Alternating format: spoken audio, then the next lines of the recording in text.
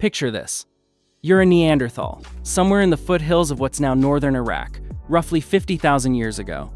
Someone in your group just died. Maybe it was an elder. Maybe it was a child. There's no funeral home to call.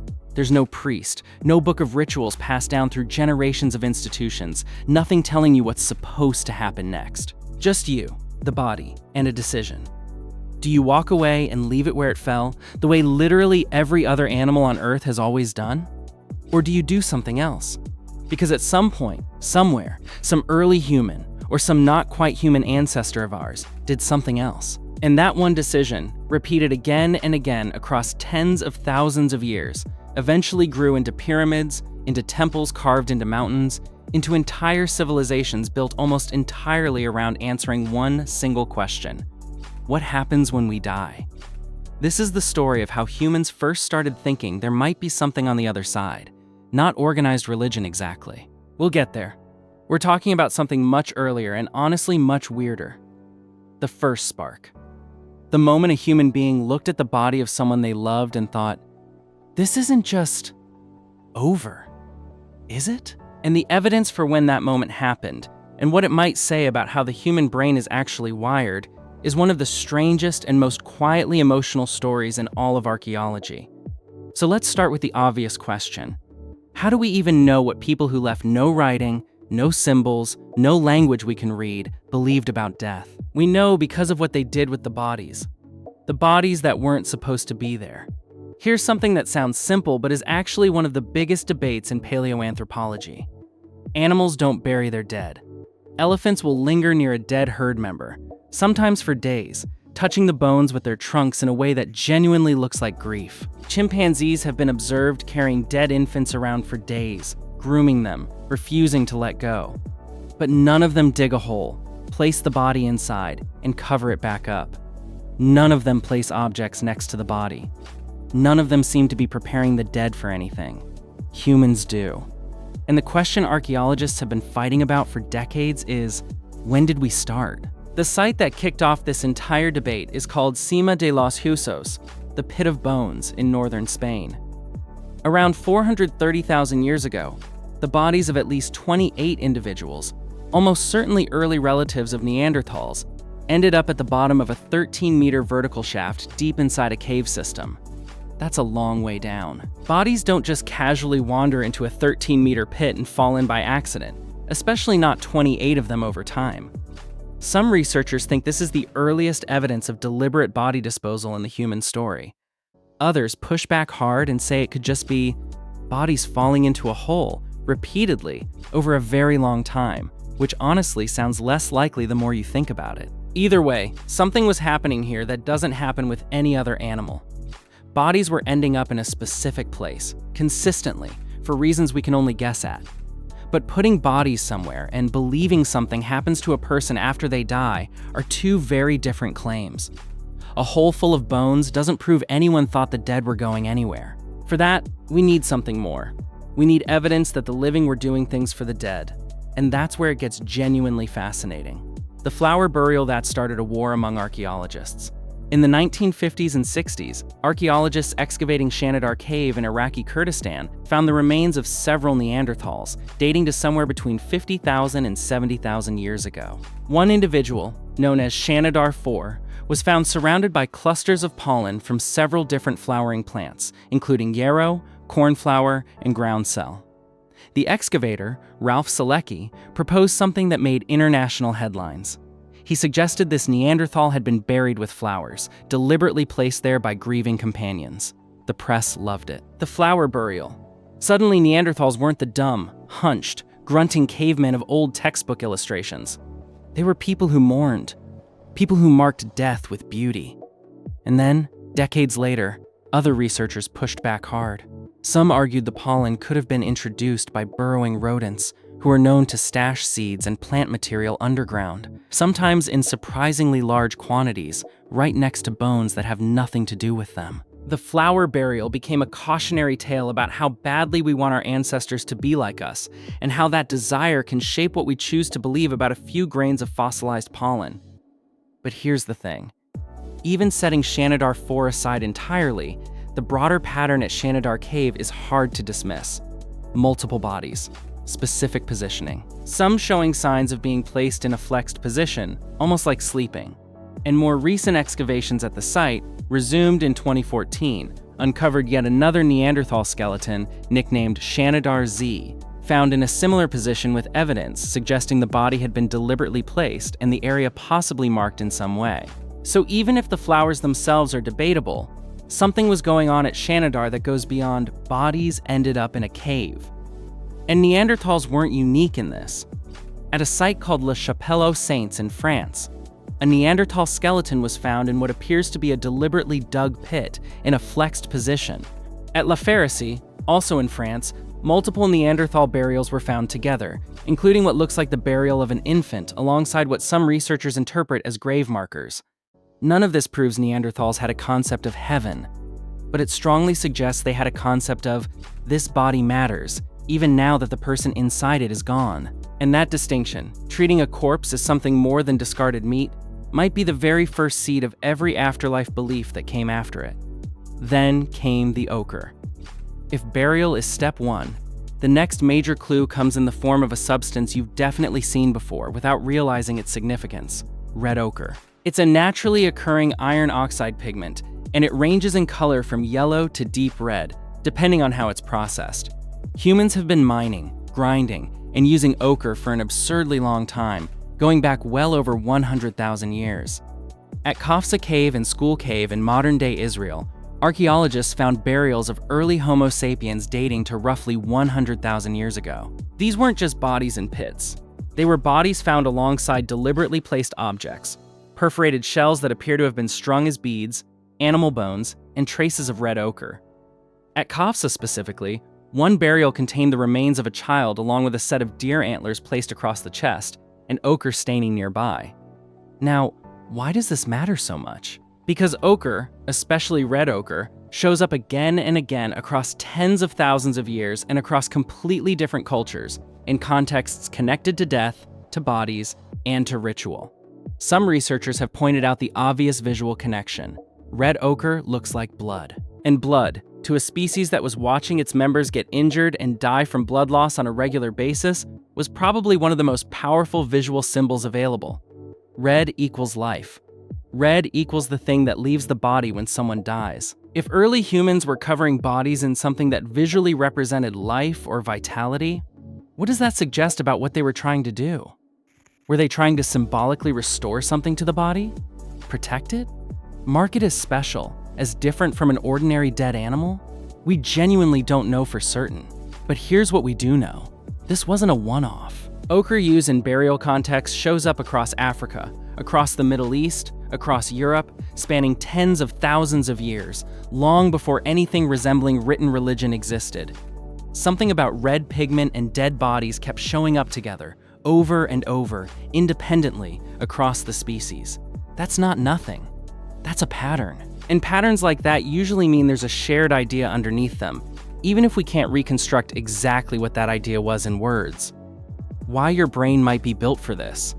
Here's where the story takes a turn that I personally find one of the most fascinating things in all of cognitive science, and it has nothing to do with archaeology directly. It has to do with how children's brains develop, right now, today, in the 21st century. Psychologists, most notably Paul Bloom at Yale, have studied something called natural dualism. It's the idea that humans, from a very young age, instinctively separate the physical body from the mind or the self inside it. Ask a young child what happens to a dead mouse, and they'll often tell you the body stops working, but they'll also frequently say things like the mouse is still hungry or still misses its mom, even while fully understanding that its body has stopped functioning.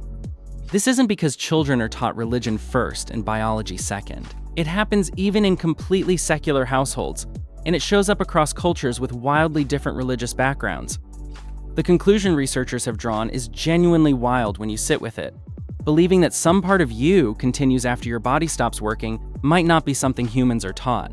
It might be the default setting, something our brains do automatically, unless specifically corrected by years of philosophical or scientific reasoning.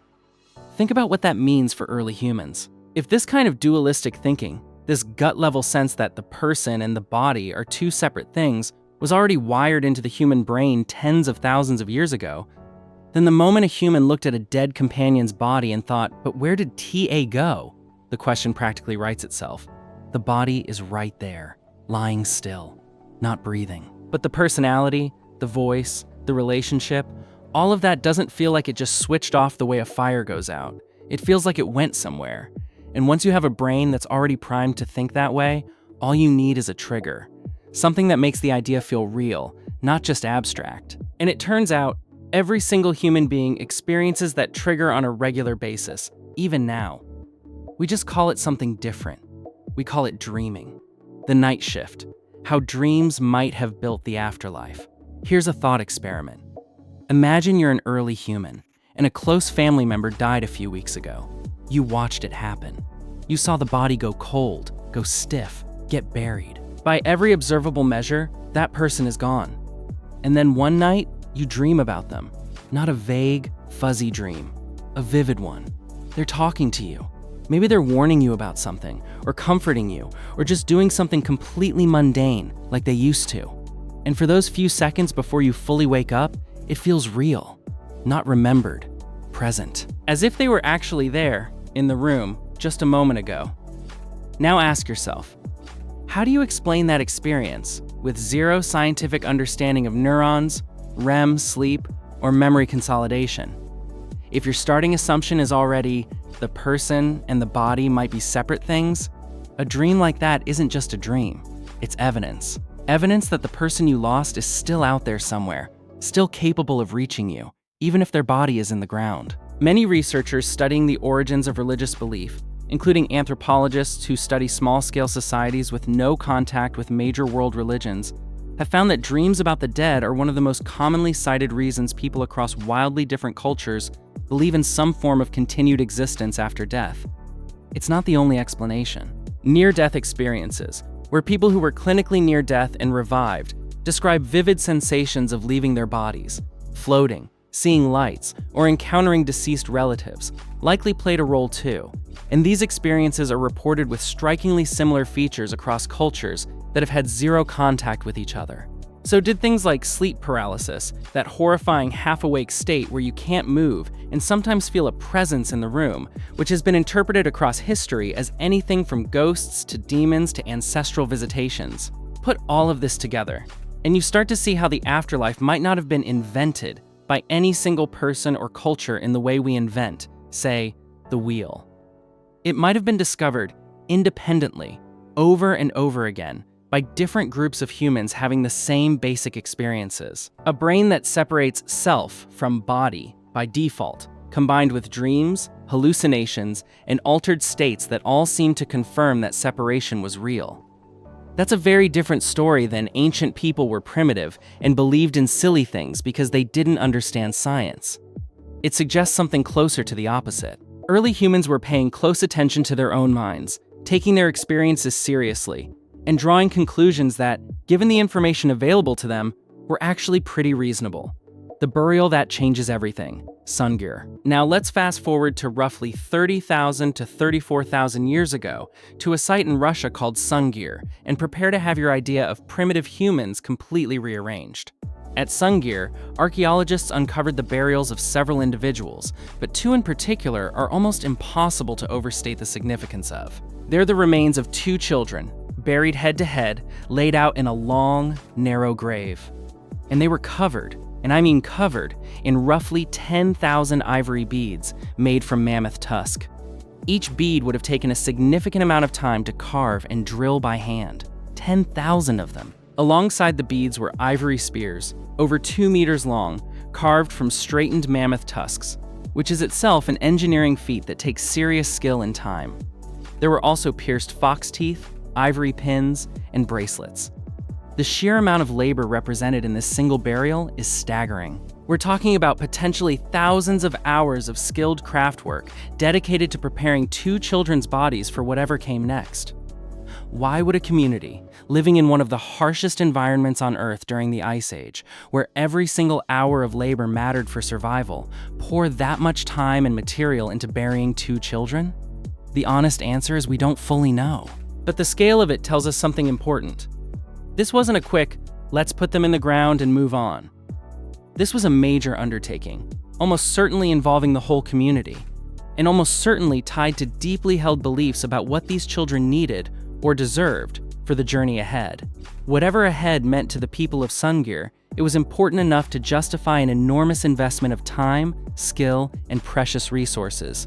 And Sungir isn't alone. Across Upper Paleolithic Europe, similarly elaborate burials have been found, often featuring red ochre, shell beads, and animal bone ornaments, frequently oriented in specific directions, sometimes east to west, which many researchers connect to the rising and setting of the sun, life, and death mirrored in the sky every single day. Going behind the wall, cave art and the other world. There's one more piece of this early puzzle, and it might be the most visually stunning evidence of all: the painted caves of places like Lascaux and Chauvet in France and Altamira in Spain, some dating back over 30,000 years. These caves weren't lived in. People weren't cooking dinner and raising kids in the deep painted chambers. Many of the most spectacular paintings are located in sections of caves that are genuinely difficult and dangerous to reach, deep underground, in total darkness, requiring artificial light just to see your own hand.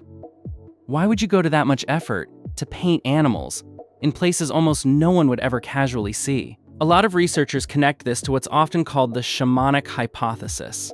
The idea is that these deep cave spaces represented something like a membrane, a boundary between the world of the living and another world entirely. Going into the cave, into total darkness, surrounded by the echoing sounds of your own breathing and heartbeat, was its own kind of altered experience. And the paintings themselves, animals seeming to move and shift in flickering torchlight, may have represented spirits, ancestors, or beings from that other world made momentarily visible. We can't interview the artists. We'll never know exactly what they believed they were doing down there. But the location, the difficulty, and the consistency of these practices across thousands of years and huge geographic distances all point toward the same conclusion. Early humans believed there was something beyond the world they could see, touch, and walk through in daylight, and they were willing to crawl through total darkness to reach it. So by the time we get to roughly 12,000 years ago, right at the edge of the next massive shift in human history, the agricultural revolution, we already have humans burying their dead with extraordinary care, covering bodies in symbolic red pigment, dreaming about the people they lost, and taking those dreams seriously, and crawling into the depths of the earth to paint images of a world beyond their own. In other words, long before there was a single word for God, soul, heaven, or afterlife, humans were already acting as if all of those things existed in some form. And then humans did something that changed everything about how those beliefs would evolve. They stopped moving. That's where part 2 picks up, with the dead literally living under the floorboards, ancestors who never really left, and the moment the afterlife stopped being a shared mystery and became something you could fail. So humans stopped moving. Around 10,000 years ago, give or take, people across the Middle East started settling down permanently, building villages and eventually towns. And once you stop moving, something strange happens to your relationship with your dead. When you're nomadic, you bury someone and walk away. The grave stays behind. But when you live in one place, generation after generation, your ancestors don't get left behind anymore. They're under your feet, literally. The people who lived with their ancestors' skulls. At Tatlahayuk, a massive Neolithic settlement in modern-day Turkey dating back roughly 9,000 years, archaeologists found something that sounds like a horror movie premise but was almost certainly an act of devotion. People buried their dead beneath the floors of their homes, often right under the platforms where they slept and ate. And in some cases, after the body had decomposed, the skull was dug back up, plastered to reconstruct facial features, sometimes painted, and kept. Similar skull cults show up at Jericho, one of the oldest continuously inhabited sites on Earth, where plastered skulls with shell eyes have been found dating back roughly 9,500 years. Think about what this means. The dead weren't sent off to some distant, separate realm. They stayed. They were part of the household. You ate your meals a few feet above your grandmother's bones, and maybe her face, recreated in plaster, sat in the corner of the room. The boundary between living and dead wasn't a wall. It was a floor. This is the birth of ancestor veneration, a belief system that still exists today in cultures across Asia, Africa, and the Pacific. The dead aren't gone. They're just on the other side of a thin, permeable line, and they can still help you, protect you, or get annoyed with you if you forget them. Then, civilization showed up, and the afterlife got complicated. Once you have cities, kings, priests, and writing, something shifts. The afterlife stops being a shared family matter and starts becoming a system, with rules, with winners and losers. Take Mesopotamia, often called the cradle of civilization. Their underworld, called Ker or Urkala, was not a reward. It was described as a dark, dusty place where the dead, kings, and commoners alike ate clay and drank dirty water for eternity. Even gods who ended up there were stripped of their power. There was no judgment, no heaven option. Everyone got the same grim deal, regardless of how they lived. Now compare that to Egypt, just a few hundred miles away, where the afterlife became one of the most elaborate belief systems in human history. The Egyptians believed a person had multiple spiritual components, including the Ka, a kind of life force, and the Ba, something closer to personality or soul, which could travel between worlds. After death, your heart was weighed against the feather of Ma'at, the principle of truth and balance. Pass, and you got eternal paradise in the field of reeds. Fail, and your heart got devoured by a creature called Ammit, and you simply ceased to exist. Two neighboring regions, two completely different afterlives. One where death was a depressing equalizer, the other where death was a final exam with eternal consequences. Why the difference? Many historians point to social structure. Egypt had a highly centralized state built around the idea of cosmic order, maintained by the pharaoh. A judgment-based afterlife reinforced that order. Live correctly, follow the rules, and you'll be rewarded forever. Mesopotamia's more chaotic political history, constantly shifting empires and city-states, produced a bleaker, more life is hard and so is death worldview. In other words, once societies got big enough to need control, justification, and hierarchy, the afterlife stopped being just a psychological response to grief and dreams. It became a tool, the thread that never broke. And yet, underneath all of that, the original thread is still there. The Egyptians buried their dead with objects for the journey, just like the people at Sungur did 25,000 years earlier. They used red and ochre-based pigments in burial rites, just like Neanderthals possibly did. They believed dreams and visions could carry messages from beyond, just like every culture we've looked at today. The specific stories changed. The gods changed. The rules changed wildly, depending on which empire you happen to be born into. But the underlying instinct that the people we lose aren't simply erased, that something continues, that the relationship doesn't just end. That instinct never went anywhere. It's still in you right now. Most people, even deeply non-religious people, talk to deceased loved ones sometimes, visit graves, keep belongings, say things like they'd be proud of you. That's not a quirky modern habit. That's a 100,000-year-old behavior, just running on updated software. So when you ask what ancient humans thought happened after death, the most honest answer might be this. They thought exactly what you'd think. If your brain was wired the way every human brain has always been wired, and the person you loved was suddenly, impossibly, just gone from the world, but still somehow present in your mind. They didn't need a religion to start believing that. The religion came later, to explain a feeling that was already there. If this kind of deep dive into how ancient minds actually worked is something you're into, make sure you're subscribed, because this channel digs into questions like this all the time. And if there's a part of this story you want me to go deeper on, drop it in the comments. I read every single one, and honestly, some of the best topics on this channel started as a comment from someone like you.